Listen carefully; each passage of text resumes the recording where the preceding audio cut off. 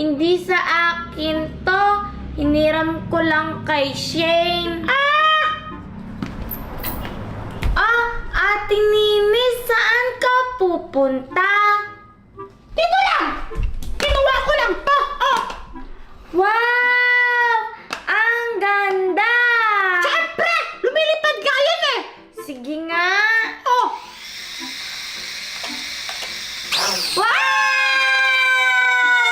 Mahal, oras na, ano ba? Di ka pa ready? Abay, eto na! Nakabihis na oh!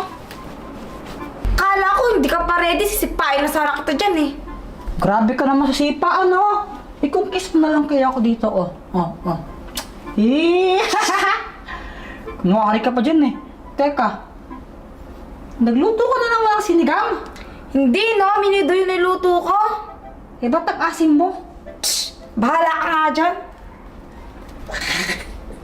Wait lang! Hoy, hoy, hoy! Chiki! Nini! Mag-ingat kayo sa paggamit ng laruan na yan, ha? Pag kayo nakabasag, yari kayo sa akin. Apa! Mahal, ano nangyari? Yung hair ko! Chiki, chiki! Why, Ate Nini? What if isakay natin si Moana na yan dito sa drone? Paliparin natin! Oo nga, no? Pero, di ba si Moana nakasakay sa bangka? Bakit natin siya isasakay sa airplane? Para na iba naman! Lagi na lang siya nakasakay sa bangka! Paliparin naman natin siya! O, sige! Saan na? Ay, natotomba! Anong gagawin natin? Kuha ka ng tape! Tape? Anong tape? Tape! Para dumikit dito! Bakit ako? Bakit din ako? Sige na, kunin mo na! O, sige! Mahal, mauna na ako. Baka malit pa ako eh. O, sige, mag-ingat ka. Sige, mamaya na lang. Ate Nini, ito yung tape. Anong klaseng tape yan? Ba't papel? Ewan ko, basta tape yan. Oo nga! Dumitikit! Tape na to!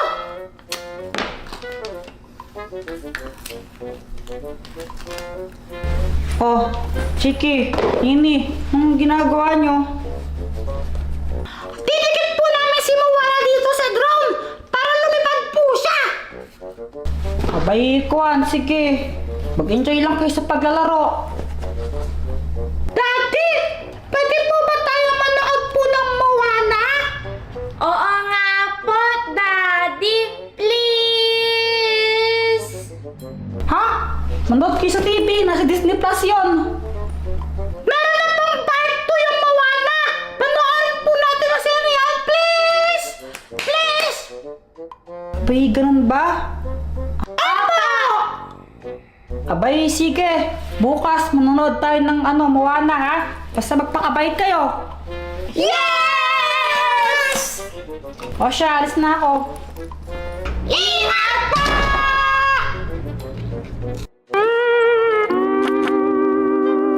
Ating Nini, saan mo pala galing yung drone na yan? Ito, Toto! Hiniram ko lang sa kanya! Buti pinahiram ka ni Toto. Ay! Toto! Ang ganda ng drone mo! Siyempre naman! Maganda talaga to! Pero naman ako! Oh!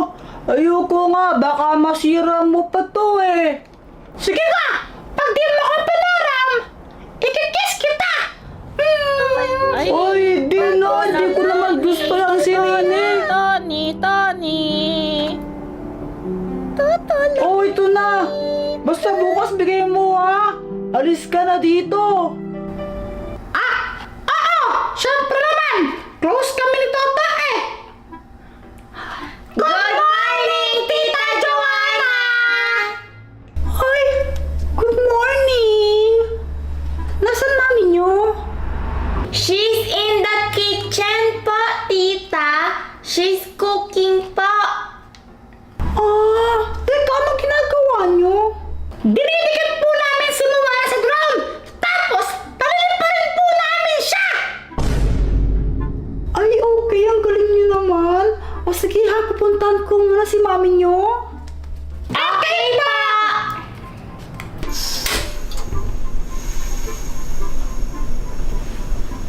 Ay,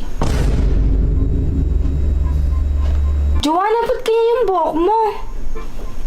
ayun na nga, hindi ko din alam kung ba't nagkaganto yung buhok ko. Siguro dahil sa stress. Kaya ito. Ah, ganun ba? Baka meron kang ano dyan, Pat?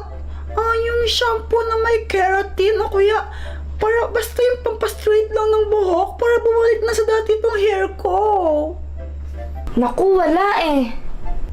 Sayang naman. Pautang na lang pang pariband. Lo, Sige, Chiki! Palilipan na natin si Moana! Ready ka na ba? yes! Yes! Game! 3! 2! 1! Yeah! Wow! Ay!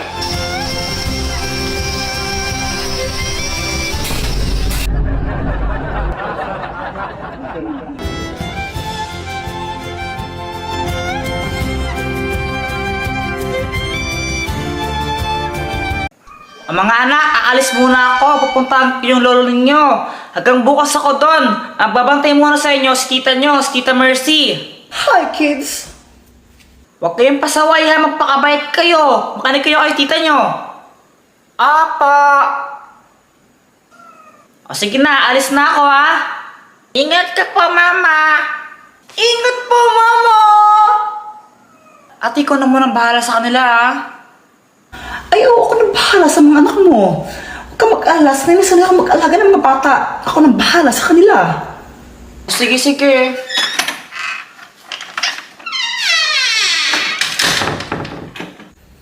Okay, kids. Mag-brush na kayo nang sa gayon makatulog kayo na maaga.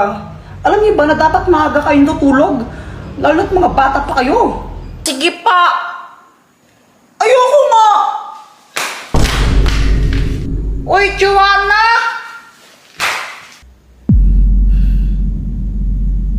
Uy, Joanna, bakit mo ginawa yun? Ang pangit-pangit niya kasi. Nainis ako sa itsura niya. Oo, medyo di nga ganun kaayos yung mukha niya, pero mali yun, di ba? Sabi nga ni Mama, dapat lagi natin kailangan niya mas matanda sa atin. Eh, mas nakatanda siya sa atin eh. Dapat ginalang mo siya, pinastos mo kasi siya eh. Basta wala akong pakialam sa kanya kasi ang pangit-pangit niya. Anong sinabi mo? Ah! Pangit ko naman po talaga eh. Joanna! Abay, napakabastos mo namang bata. Dapat sa'yo, turuan ka ng leksyon.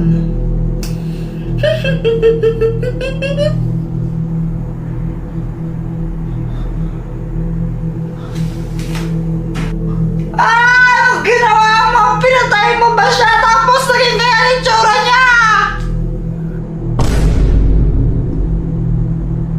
Tinuruan ko lang naman siya ng leksyon. Pinatulog ko lang siya at pinapangit na rin. Pero babalik siya sa dati at magigising siya kung mahalkan siya ng tunay na pag-ibig. Halek! Eh, bata po kami nila Joanna eh! Eh, ba't papagawa mo po sa kanila yon eh? Bata pa po kami, hindi ba pwede lips to lips sa amin? Sinabi ko bang dapat sa lips? Pwede naman dito sa cheeks o kaya sa forehead o kaya dito lang sa kamay. Ah! Hello? Hello, Mama! Ibigay mo na sa akin cellphone. Ibigay mo.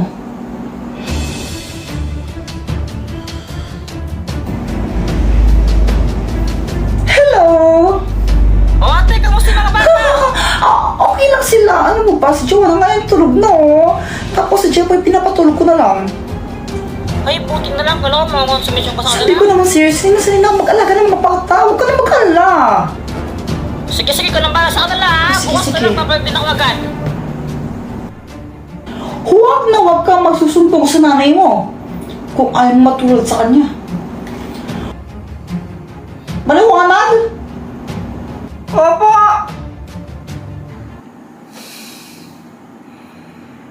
Jeffoy, matulog ka na. Kabin, oh. Sige po.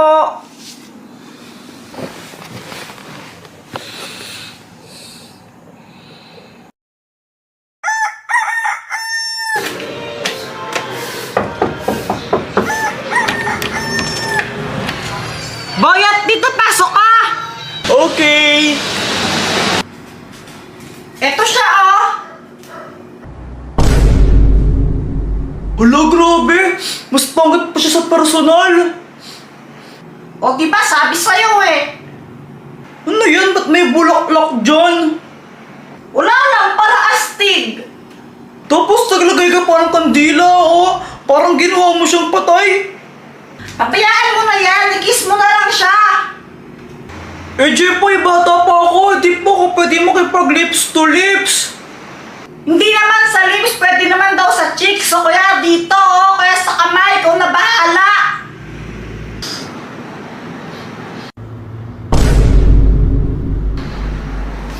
Jepoy, di ko kaya ang pangit niya. Kadiri. Pumikit ka na lang para hindi mo makita yung mukha niya.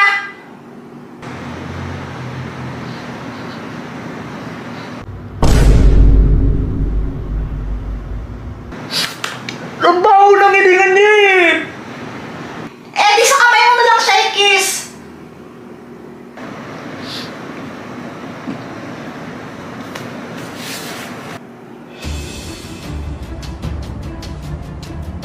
Ba't gano'n? Ano nangyari? Talagang hindi gagana yan. Pagkat si Boyet, crush lang niya si Joanna. At magkaiba ang paghanga sa pagmamahal. Ah, gano'n? Magkaiba pala yun? Jepoy, bakit hindi mo subukang halikan si Joanna? Ah, ako? Bakit ko naman siya love eh? Kapatid ko yan, kadiri. Kung ako sa'yo, gagawin ko na lang. Malay mo, gumana. Tsaka parting na namin ninyo, no? Kadiri naman to.